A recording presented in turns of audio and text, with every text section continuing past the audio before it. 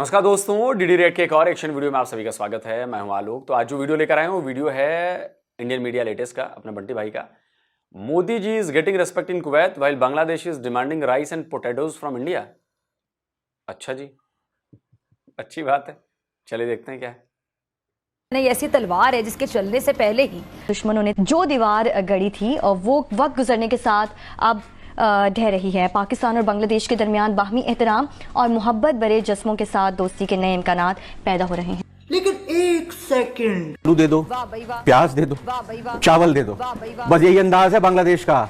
गिड़गिड़ा रहा है इस टाइम हिंदुस्तान के सामने। हम देखते हैं कि अफरा तफरी हर बार मच जाती है और जब ये तलवार चल जाती है तो फिर हर शोबा, हर शख्स इस तलवार से लगने वाले जख्म गिन रहा होता है, काफी दिन गिनता चला जाता है। क्या बांग्लादेश घुटनों पर आ गया है? क्या भारत के सामने बांग्लादेश की अकड़, उसकी हेकड़ी निकल गई है?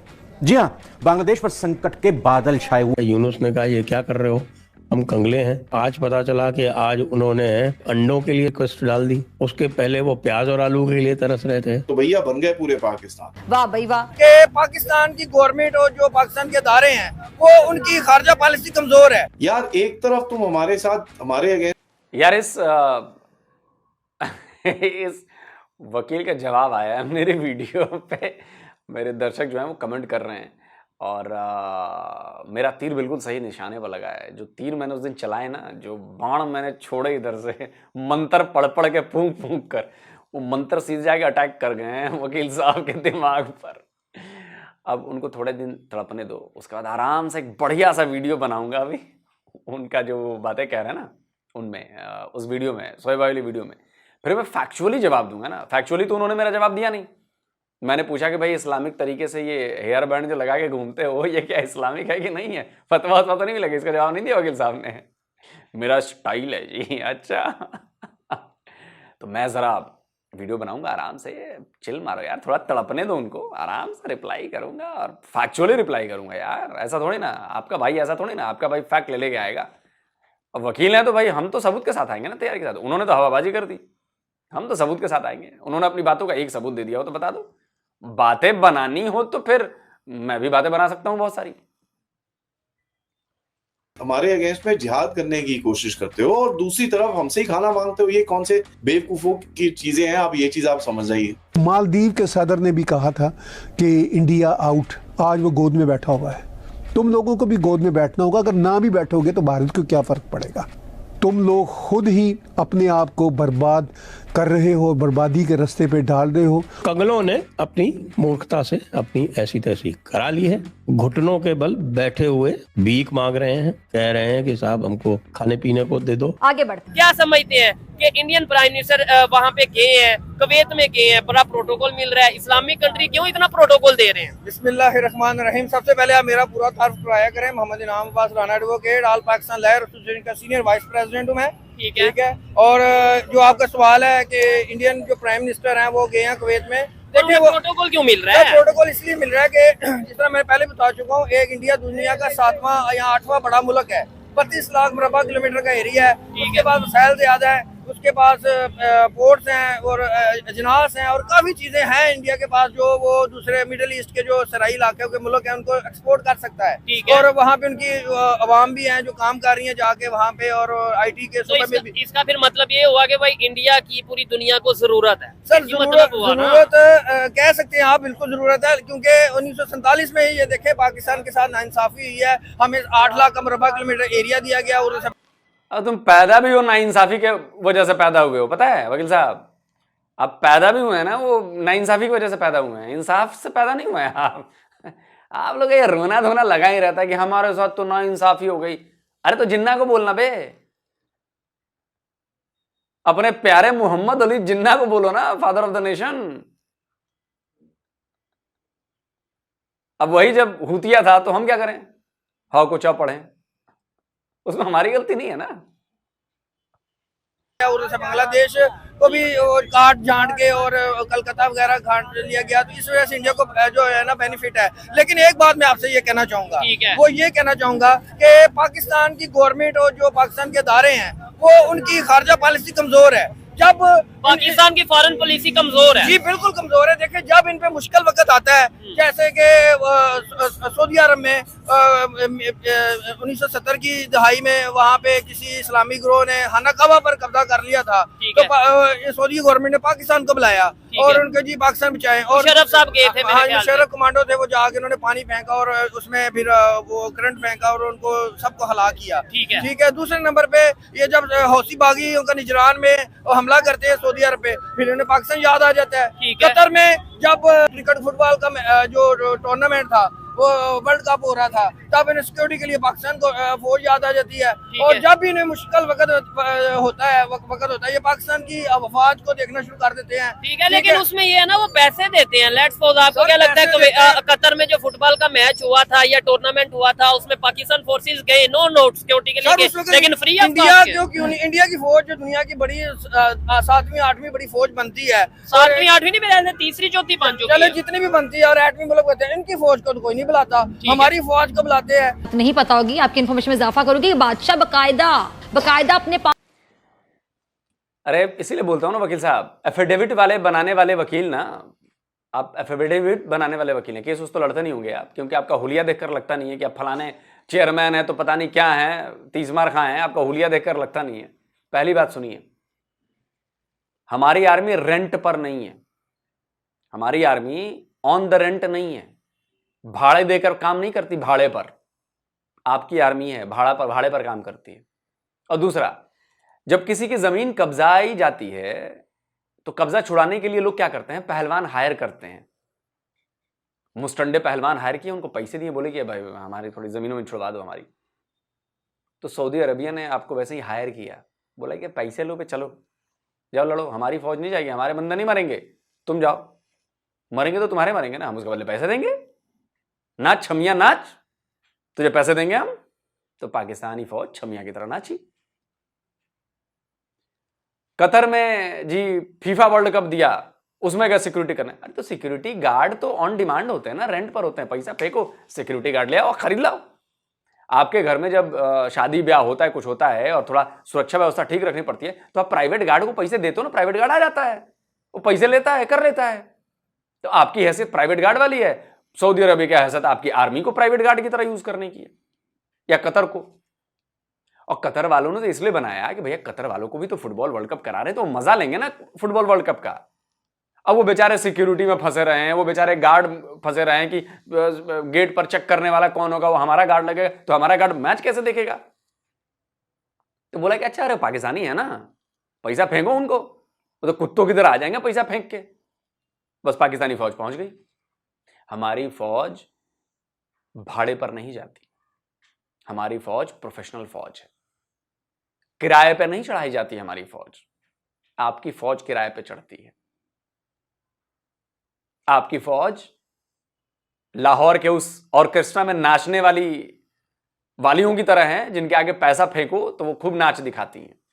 आपकी फौज वही है। और कुछ बोलना मत, नहीं तो फिर लगाओ रे 93,000 सरेंडर की फोटो लगाओ बे।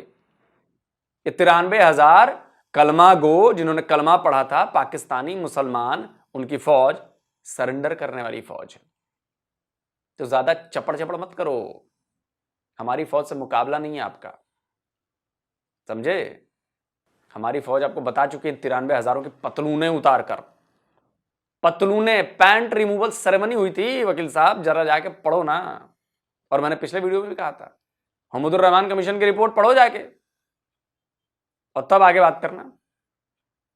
आप ही के जस्टिस हमदुर रहमान कमीशन थे, उन्हीं की कमीशन था, रिपोर्ट उन्हीं की है। हमारी फौज ना उन जगहों पर जाती है जहां पर वाकई हमारी फौज की जरूरत होती है, समझे? हमारी फौज वो 93,000 वाली नहीं है जो सरेंडर कर देती है, जिनकी पैंटें उतारी जाती। बकायदा अपने पास ऐसे लोग सैलरी पर, तनख्वाह पे रखते थे, उनको बकायदा तनख्वाह मिलती थी। अच्छा, कि वो लतीफे सुनाएंगे और तरह तरह के लतीफे सुनाकर बादशाह सलामत का जो मूड है वो खुशगवार बना सकेंगे। समझ गया। और कहीं भी वक्त होता है, जैसे कि हम 1971 जो इसराइल की जंग हुई थी वो मिस्र के और शाम वगैरह के दूसरे मुल्क उर्दन वगैरह के साथ, तब भी पाकिस्तानी फौज ने जाके, पाकिस्तानी कमांडो ने, SCG कमांडो ने वहां जाके उनके दांत खट्टे किए थे। क्योंकि जहनी तौर पे जब कोई भी इंसान थक जाता है, काम कर करके थक जाता है, डिप्रेशन का शिकार हो जाता है, तो उसे अपने दिमाग को यकीनी तौर पे रिलीफ देना होता है, और रिलीफ देने के लिए इस किस्म की चीजों की बकायदा तलब होती है। और नहीं तो क्या। अच्छा, लेकिन उसी जंग की अगर बात करें जो आप ये तब की बात करें, तब पाकिस्तानी फोर्सेस ने जिनके खिलाफ लड़ा था, नो डाउट जहाँ पे बड़े नॉन मुस्लिम थे, लेकिन वहाँ पे बड़े मुसलमानों की भी जाने गई थी। ये भी तो चीज़ देखनी है। और दूसरे नंबर पे आप ये कह, वकील साहब थोड़ा आपका और ज्ञान बढ़ा देता हूं। आपकी पाकिस्तानी फौज ने 25,000 फिलिस्तीनियों को मारा था। स्क्रीनशॉट लगाओ भाई, खबर जाके पढ़ लेना। झूठ बोलूं तो जो कहोगे वो मान लूंगा वकील साहब, जो कहोगे ना वो मान लूंगा, लेकिन खबर सच्ची निकली तो फिर मेरी बात मानोगे? मुझे मुड़वानी पड़ेगी, मुझमुंडे बनोगे और ये हेयर बैंड उतार देना। इस्लामिक नहीं है ये।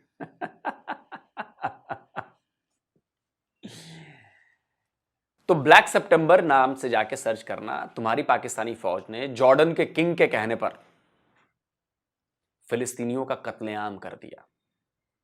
कत्लेआम। तो जो हाई फिलिस्तीन करते हो ना, ये सब झूठ है, तुम लोग का प्रोपेगेंडा है। वरना तुम्हारी फौज ने क्यों मारे फिलिस्तीनियों को? ब्लैक सितंबर याद है कि नहीं है? जाके पढ़ो इसके बारे में, पढ़ो इसके बारे में। कह रहे हैं कि भाई पाकिस्तान फोर्सेस को बुलाते हैं या पाकिस्तान की जरूरत है। अगर पाकिस्तान की जरूरत है तो फिर क्या वजह है? पाकिस्तानियों को तो वो वीजा ही नहीं दे रहे, सऊदी अरेबिया, यूएई। हमारी खारजा पॉलिसी की कमजोरी है ना। क्यों नहीं इंडियन पाकिस्तानी गवर्नमेंट और पाकिस्तानी जो अदारे हैं, ये जितने भी मिडिल ईस्ट के कंट्रीज हैं, उनको मजबूर क्यों नहीं करते कि आप इंडियन को बाहर निकालें उधर से? अच्छा। जो सऊदी अरब में है, जो कतर में है, जो यूएई में है, जो जिन कंट्रीज में, उनको बाहर निकाल के पाकिस्तान की जो अवाम है उनको एडजस्ट करें। वैसे तो कहते हैं जी ज़र मुबादला के ज़खायर खत्म हो रहे हैं, एड चाहिए हमें, जनाब IMF चाहिए। ये अरे वकील साहब, औकात होनी चाहिए ना इसके लिए, पिछवाड़े में दम होना चाहिए कि मैं कुछ कहूं तो बात सामने वाला माने। पिछवाड़े में नहीं है गुदा और चले बनने हुदा, ऐसा नहीं चलता, ऐसा नहीं चलता। इनको बनाओ भाई, इनको फॉरेन मिनिस्टर बनवाओ भाई, इनको फॉरेन मिनिस्टर बनाओ, ये फॉरेन पॉलिसी डिजाइन करेंगे। ये जो एक एफिडेविट ठीक से नहीं भरवा सकते, ये फॉरेन पॉलिसी इनको लगाओ, डिजाइन करेंगे फॉरेन पॉलिसी।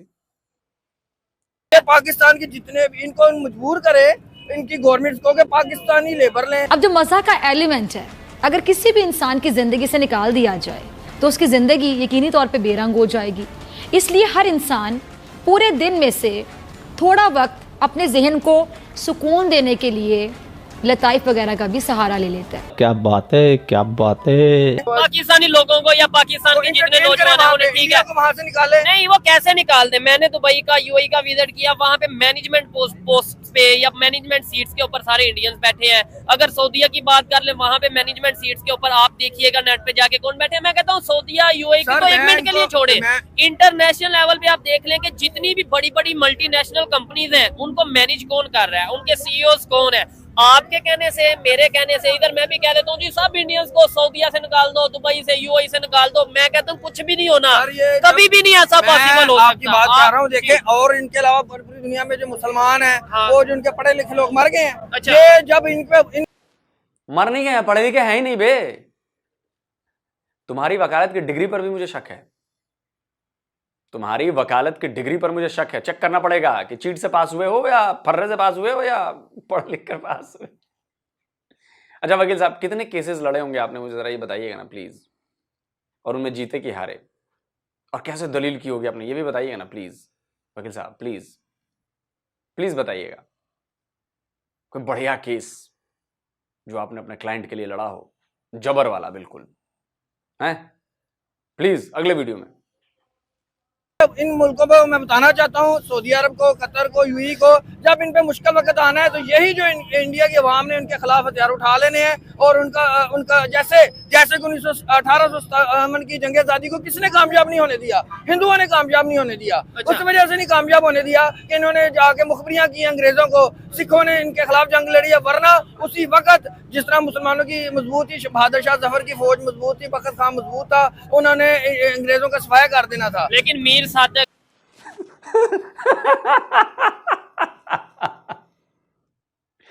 वकील तेरा कुछ नहीं हो सकता। वकील तेरे जैसे अंडू पांडू 50,000 वकील इधर घूम रहे हैं गलियों में हमारे जो तुझसे बेहतर हैं।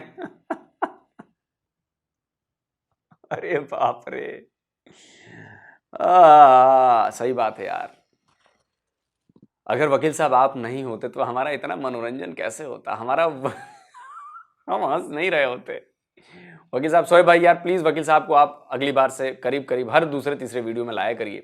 वकील साहब आते हैं तो हमारा मनोरंजन होता है, बढ़िया लगता है यार, ऑक्सीजन लेवल हमारा बढ़ जाता है। और क्या चाहिए यार वकील साहब? सादक, मीर जाफर, ये सर, भी ये तो उससे ये पहले के बात नहीं, है। मैं कह रहा हूँ, मैं आज जैसे आपने बात की है ना, वैसे- अच्छा, दुनिया जैसे जैसे तरक्की करती गई, लतीफ़ा यानी जोक्स की मजीद इकसाम भी दरियाफ्त होती चली गई। फिर कॉमेडी सीरीज बनना शुरू हो गई, कॉमेडी ड्रामे जिसको हम सिटकॉम भी कहते हैं वो भी आना शुरू हो गए। और अब तो खैर सोशल मीडिया का दौर है, अब हम उन लतीफ़ों को मेम्स भी कहते हैं।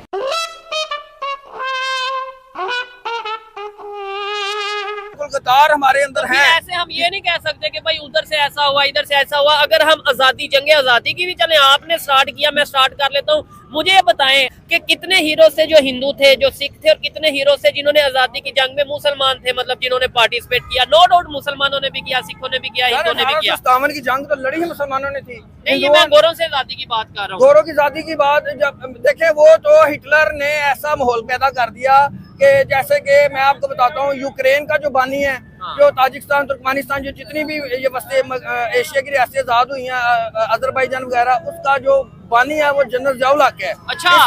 इस तरह बिल्कुल देखें, उसने रशिया की कमर तोड़ी और मुआशी लिहाज से रशिया इतना कमजोर हो गया। तो फिर तो ये अरे वकील साहब, अबे ऐसा मत फेंको कि थोड़ा लपेटना मुश्किल हो जाए। अच्छा एक बात बताओ, एक बात बताना, जनरल ज़ियाउल हक इतना बड़ा वो आदमी था यार, कश्मीर का 1 इंच भी नहीं ले पाया। उसने रशिया तोड़ दिया, उसने ये कर दिया, उसने वो कर दिया, उसने माउंट एवरेस्ट चढ़ गया, और ये बगल में कश्मीर है, 1 इंच ना ले पाया। ऐसा कैसे? मतलब कैसे? मैंने गामा पहलवान को हरा दिया, मैंने बड़े बड़े पहलवान को हरा दिया, और गली का एक आदमी मुझसे हार नहीं रहा यार, बता। वकील साहब मुझे शक है आप कोई केस जीते होगे, आपकी दलीलें सही नहीं है, वर्थ नहीं है आपकी दलीलों में। 2 टके की दलील दे रहे हो आप, नहीं टका तो आपसे खैर बड़ा हो गया है, 2 फुटी कौड़ी का भी दलील नहीं दे पा रहे हो आप ठीक से। तो फिर तो ये यूक्रेन हो गया, या जिन स्टेट्स का आपने नाम लिया है। नहीं, मेरी बात सुने ना, 1 मिनट आपकी पहले जवाब दे दूं।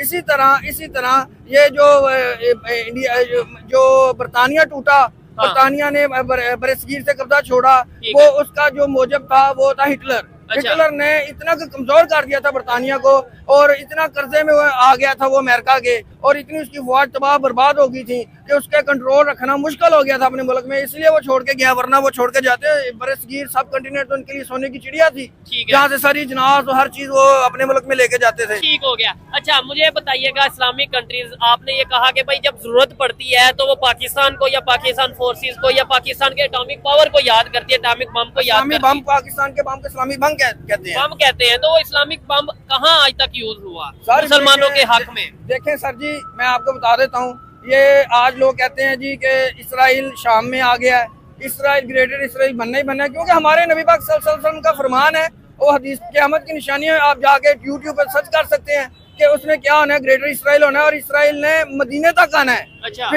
फिर ये हरासा से, यानी मदीने को भी कब्जा कर लेंगे, मदीने तक आ जाएंगे, हरासा से, हुरासा से। ये हुरासा में आता है ईरान, अफगानिस्तान और पाकिस्तान। ये भी कब्जा हो जाएगा इसराइल का? नहीं, यहाँ से काले झंडे वाले लोग जाएंगे, फौजें जाएंगी, जो जाके वहाँ का सफाया करेंगी। आज वो कहते हैं, इंडिया के चैनल में लोंडे लपाड़े कहते हैं जी कि ये देखें जी, वो 450 किलोमीटर का एरिया इसराइल ने फतह कर लिया। और भाई हमें तो पता है सोने का पहाड़ निकलना है दरिया अफरात से। और हाँ जी, सोने का पहाड़ निकलना है, मुख्तलिफ कुव्वतें उस पहाड़ को हासिल करने के लिए लड़ेंगी।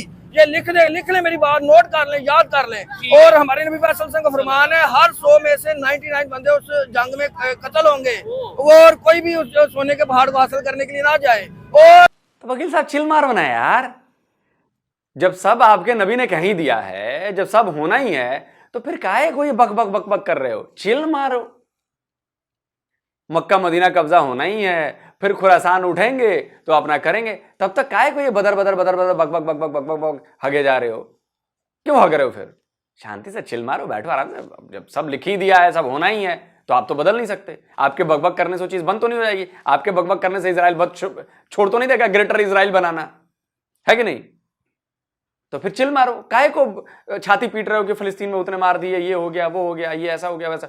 जब आपके नबी ने लिख दिया है, कह दिया है, लिख तो नहीं दिया होगा, कहा होगा, कह दिया है कि ऐसा होना है, तो मातम काहे मना रहे हो? तौबा क्यों कर रहे हो? हाँ, तौबा नहीं, काहे इतना उछल रहे हो? चिल मारो, बैठे रहो यार, ये तो होना ही। और सऊदी अरब में 3 बादशाह, 3 शहजादे आपस में लड़ेंगे, और तब हज़रत मोहम्मद का ज़हूर होना है, फिर गज़वा हिंद होना है। ये सारे वाक़यात होने हैं। जब गज़वा हिंद की बात करते हैं ना, तो एक अलग ही टॉपिक छिड़ जाता है, अलग बहस। आप गज़वा हिंद की बात करते हैं, फिर उधर से जवाब आता है कि भाई हम अखंड भारत है। और ये जो लश्कर खरासा से जाएंगे काले झंडों वाले, ये जाके इसराइल में अपने झंडे गाड़ेंगे, और इसको कोई रोक नहीं सकेगा, इसका रुख नहीं मोड़ सकेगा। अच्छा लतीफे, यही कहते वकील साहब अल्लाह मियाँ को प्यारे हो जाएंगे। इनका बच्चा आएगा वो भी अल्लाह मियाँ को प्यारा हो जाएगा, उनका बच्चा आएगा वो भी अल्लाह मियाँ को प्यारा हो जाएगा, इनकी 77 नस्लें जो है वो अल्लाह मियाँ को प्यारी हो जाएंगी। इजराइल वहीं रहेगा, काले झंडे पता नहीं कहाँ चले जाएंगे, पता नहीं है। काले झंडे वाले आएंगे। अबे काले झंडे वाले तुम्हारे पाकिस्तान की लंका लगा रहे हैं। टीटीपी वालों का झंडा देखा है ना, तालिबान वालों का, अलकायदा वालों का झंडा देखा ना। वकील, you are a very good entertainer वकील, गुड जॉब वकील, गुड जॉब। तुम कॉमेडी शो में जाओ वकील, कोर्ट छोड़ो, कॉमेडी शो में जाओ। हर शख्सियत और हर सिचुएशन को, सूरत हाल को देखते हुए बनाए जाते हैं। सही बात है। कुछ लतीफे तो इतने बेहतरीन होते हैं, कहते हैं ना, बड़े कमाल के लतीफे हैं कि जिनको जितनी बार पढ़ा जाए उनका असर जायल ही नहीं होता। ये लतीफा जिद्दत भी इख्तियार करते करते ना सिर्फ टीवी या हम कैसे स्क्रीन पर आया, सोशल मीडिया पर आया। हकीकत नहीं बदल सकते हैं। मसला कश्मीर आलमी सतह पर तस्लीम शुदा तनाज़ा है। चला आज का वीडियो बस इतना ही। आप अपना ख्याल रखना। जय हिंद, वंदे मातरम, भारत माता की जय। यो किट्टू भाई, यो किट्टू भाई, जय श्री राम। जय श्री राम।